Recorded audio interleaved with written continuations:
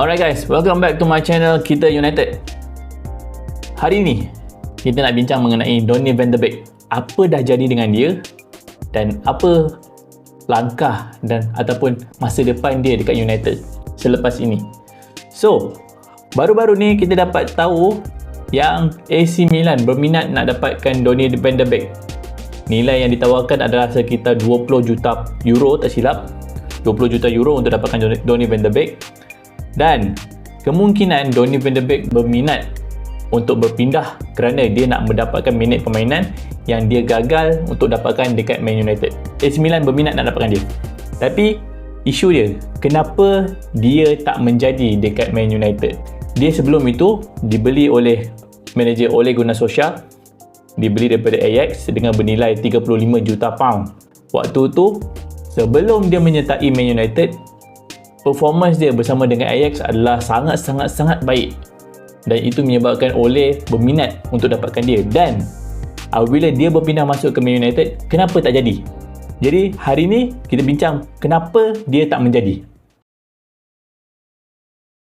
Faktor pertama adalah dia sukar untuk mengadaptasi dengan permintaan atau demand bagi pemain-pemain yang berada di Man United yang bermain di Liga Perdana Inggeris. Kita tahu sebagai pemain Man United, demand untuk anda perform adalah sangat tinggi. Jadi setiap permainan anda kena perform secara konsisten. Dan sebagai pemain baru, ketika itu dia baru berumur 23 tahun, kemungkinan masih muda dan sukar untuk follow ataupun adapt dengan permintaan atau demand yang sangat tinggi. Ketika itu mungkin dia belum bersedia. Jadi Ole memberi dia ruang dan masa sedikit demi sedikit cuba berintegrasi dengan pasukan baru dia. Tetapi kenapa masih gagal? Jika kita lihat balik pada Ogos 2020 dia masuk ke Man United. Ketika itu COVID melanda. Dan pada ketika itu barisan pemain tengah Man United boleh dikatakan okey, tapi masih kekurangan creative force. Dan Donny van de Beek kemungkinan mempunyai kualiti seperti itu. Sebab ketika itu kita ada Paul Pogba, ada Fred McTominay yang macam biasa sejak daripada tu masih ada lagi. Dan ketika itu ada Juan Mata, Ander Herrera tak ada sebab dia baru berpindah keluar. Jadi itu salah satu faktor yang Ole mengambil masuk Donny van de Beek. Tapi dia masih gagal untuk mengisi ruang yang ditinggalkan oleh Ander Herrera. Tambah pula bila dah selesai separuh kempen yang pertama, masuk transfer Januari, Bruno Fernandes pula dibeli oleh Ole Gunnar Solskjaer untuk meningkatkan lagi kualiti barisan tengah. Dan kita nampak sejak kehadiran Bruno Fernandes, permainan Man United terus berubah. Sebab kita tahu Bruno Fernandes musim pertama dia sangat perform. Jadi ini sangat merencatkan peluang untuk mendapatkan lagi minit permainan. Jadi dengan pengalaman Bruno Fernandes yang kita tahu memang sangat perform masa berada di Sporting Lisbon, hampir setiap perlawanan ada sumbangan untuk gol. Jadi ia adalah satu keputusan yang sangat mudah untuk Ole memilih Bruno Fernandes berbanding dengan Donny van de Beek.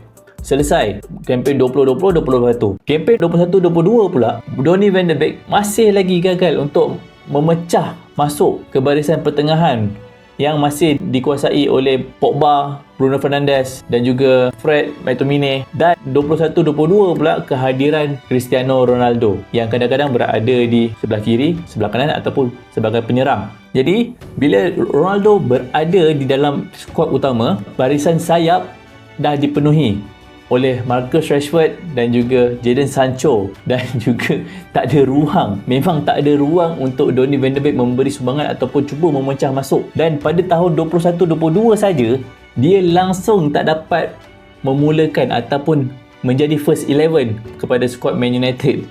Jadi ini sangatlah malang buat Donny van de Beek sebab dia telah menunggu selama setahun untuk cuba adaptasi dengan demand ataupun apa yang diperlukan sebagai first 11, tapi dia masih gagal untuk menembusi first 11 dan gagal untuk memulakan walaupun satu pun perlawanan di peringkat Liga. Tetapi dia dapat memulakan untuk beberapa perlawanan peringkat Champions League dan juga EFL Cup. Ketika Ole Gunnar Solskjaer dilepaskan jawatan daripada manager Man United dan Ralf Rangnick dan Michael Carrick mengambil alih, dia pun masih lagi gagal untuk mendapatkan minit permainan, yang mana ketika kedua-dua manager ini menjadi manager Man United, dia hanya berjaya dapatkan 9 minit permainan saja.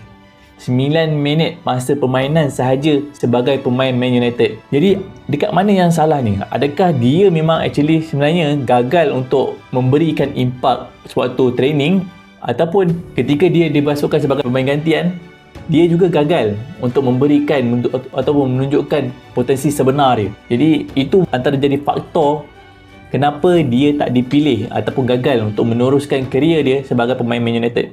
Tahun ketiga, dia berpindah ke Everton secara pinjaman.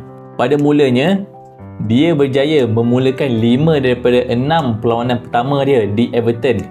Tetapi selepas itu, malang lagi nasib dia kerana dia mengalami kecederaan yang ketika itu dia hanya dapat bermain pada perlawanan terakhir ketika Everton menentang Arsenal, yang di mana mereka tewas 5-1. Dan Donny van de Beek yang menjadikan gol tunggal untuk Everton.